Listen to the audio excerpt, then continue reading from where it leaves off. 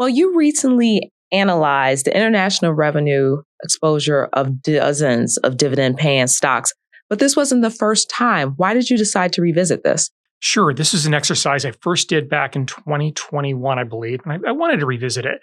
As you know, there's not really a broad consensus on how much exposure U.S. equity investors should have to international equities. Now, if you were trying to create sort of a market neutral portfolio, you'd have a pretty large exposure, more than 30%. I believe our colleague Amy Arnott recently had a piece, and she pegged the number at 37.7% based on current market capitalizations of US versus non US stocks. But I would say 37% is probably a higher exposure than almost every individual investor in the United States has.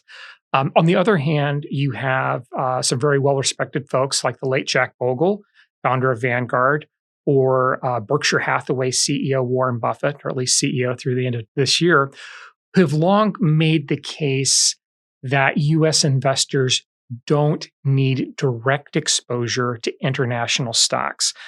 And the reasoning there is that many US companies are actually generating a large portion of their revenue overseas. If you take the S&P 500 index, for example, the five largest stocks in the index, Microsoft, NVIDIA, Apple, Amazon, Meta Platforms, all of them generate a significant portion of their revenue outside of the US. Several of them actually generate more revenue outside of the US than in the United States.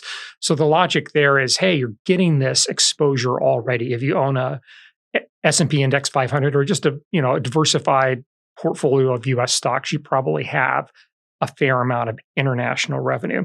So really what I wanted to do was to just really check for the portfolio that's featured, the dividend stock portfolio that's featured in our newsletter, how much of its revenue was being generated outside of the US.